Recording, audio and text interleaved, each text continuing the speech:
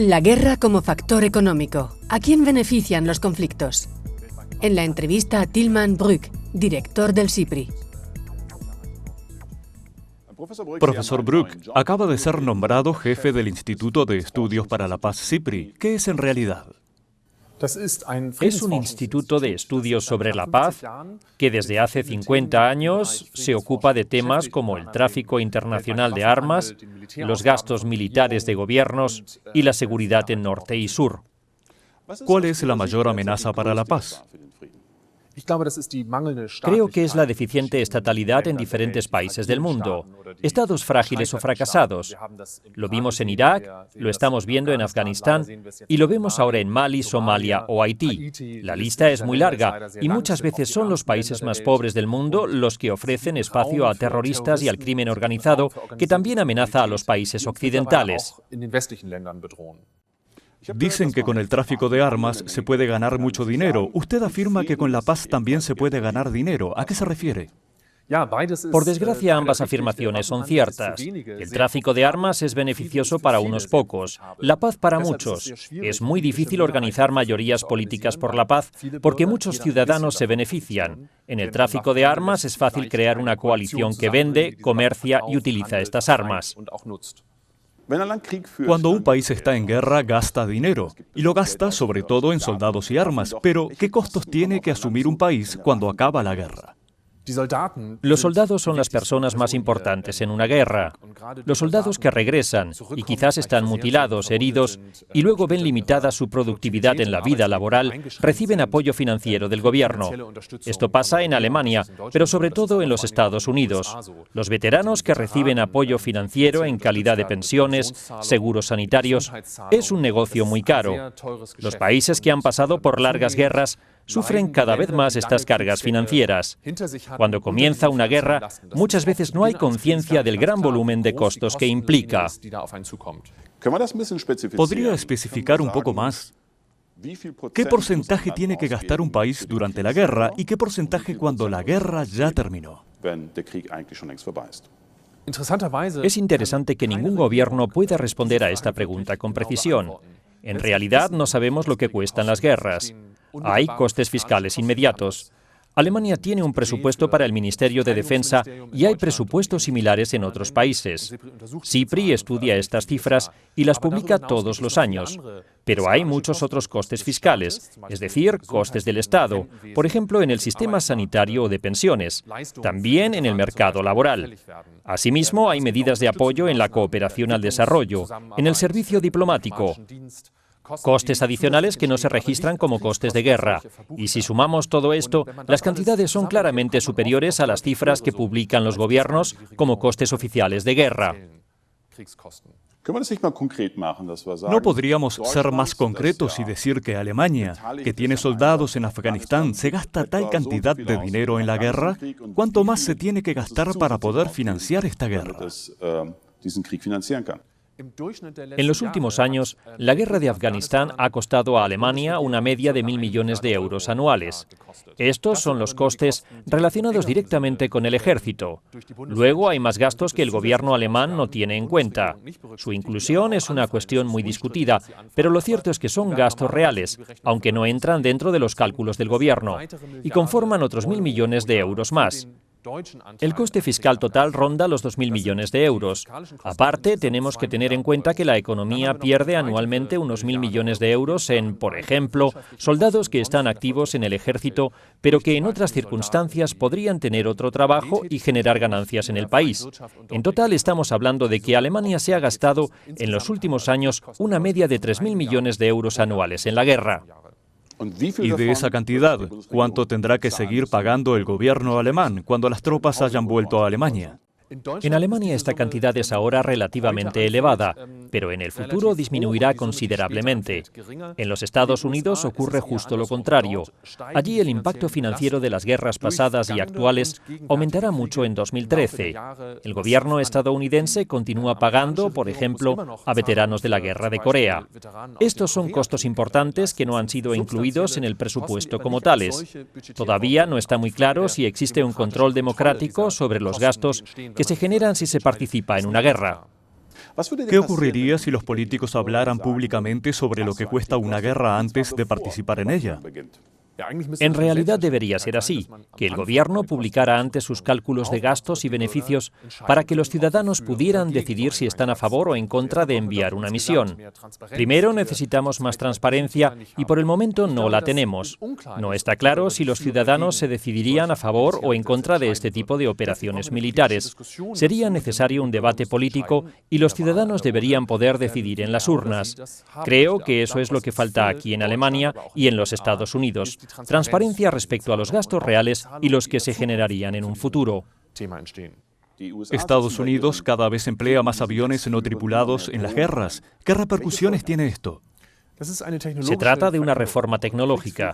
La industria armamentística y de guerra se somete a constantes reformas tecnológicas. Lo nuevo en el caso de los aviones no tripulados es la deshumanización del conflicto. Ahora existe un arma que puede ser dirigida a distancia.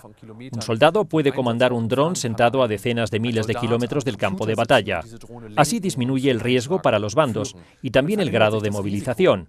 Los estadounidenses, en especial la CIA, utilizan cada vez más drones porque piensan que así pueden combatir a los terroristas. Pero se trata de una estrategia militar muy asimétrica que lleva a utilizar cada vez más drones, pero con el riesgo de mayores bajas civiles. Eso también puede conducir a disturbios y desatar el miedo entre la población civil de los países, como en el caso de Pakistán.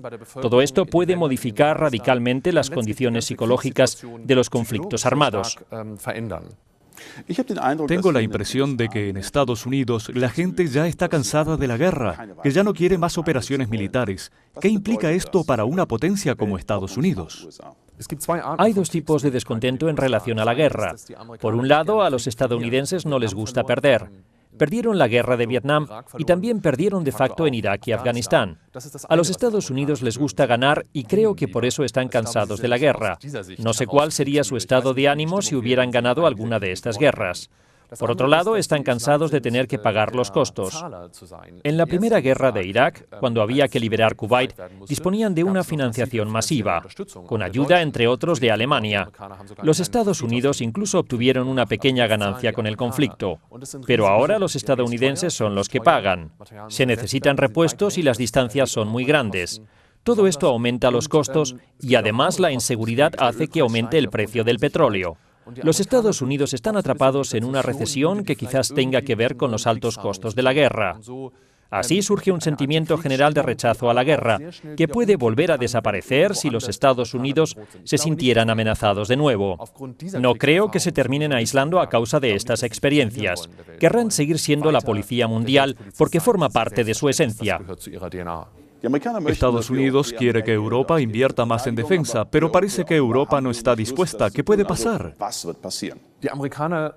Los Estados Unidos quieren ser la policía del mundo, pero no están dispuestos a pagar los costos. Los europeos somos más escépticos sobre el éxito de este tipo de misiones. Creo que son necesarias instituciones mundiales que fomenten las soluciones diplomáticas. El problema es que tenemos situaciones como las de Afganistán o Mali, en las que hay que plantearse una intervención militar. Pero los europeos quieren promover soluciones que no supongan una intervención. Existen diferentes conceptos sobre la manera de vigilar y regular el mundo. Creo que los Estados Unidos y sus socios en Europa tendrían que ponerse de acuerdo sobre cómo debería ser el nuevo orden para luego discutir las tareas y la distribución de los costos. En el mundo hay cada vez más pobreza y los gobiernos gastan cada vez más dinero en armas. ¿Cómo es posible? Se trata de dos mundos distintos. Las decisiones sobre sistemas armamentísticos y las decisiones sobre cooperación económica, ayuda al desarrollo o comercio mundial se toman en esferas políticas muy diferenciadas y separadas. En realidad no hay una política que aborde este problema de forma global y plantee: ¿de cuánto dinero disponemos al año? ¿Qué clase de mundo queremos tener? ¿Cómo sería este orden mundial? ¿En qué deberíamos invertir para lograrlo? Son la pobreza y la desesperación de países del mundo árabe o de África los que generan el caldo de cultivo para los terroristas, que más tarde pueden suponer una amenaza para nosotros. Sería mucho más barato si se invirtiese en la prevención en vez de gestionar el problema por vía militar. Pero ni la política de seguridad tiene este planteamiento, ni la política de desarrollo ha dado con una receta para resolver el problema sin que el ejército tenga que intervenir. Ustedes, los expertos en seguridad, dicen que el concepto de seguridad cambió mucho en los últimos 5 o 10 años. ¿Cuál fue el motivo? Creo que ha habido dos motivos. Uno, que estamos en un mundo globalizado en el que cada vez estamos más cerca. Lo que pasa en Mali también influye en Alemania. Eso no era así hace 10 años. Esto tiene que ver con el desarrollo tecnológico. Por ejemplo, el crimen organizado utiliza la red y nuestra sociedad está amenazada por personas que manejan la computadora en otros países. El otro motivo es que las personas tienen una mayor necesidad de sentirse seguras en todo el mundo. En Europa hay muchas personas que se sienten amenazadas y esa amenaza genera temores, sufrimiento y reduce nuestra calidad de vida. El objetivo de la política de seguridad es transmitir un sentimiento de seguridad a nivel individual a los ciudadanos, que se sientan protegidos por el Estado y que sientan que puedan vivir en paz y realizarse como personas. ¿Qué podemos hacer nosotros para que el mundo sea un poco más pacífico, más seguro? A menudo se subestima el poder del ciudadano. Podemos hacer mucho a nivel individual. Pensemos en el celular.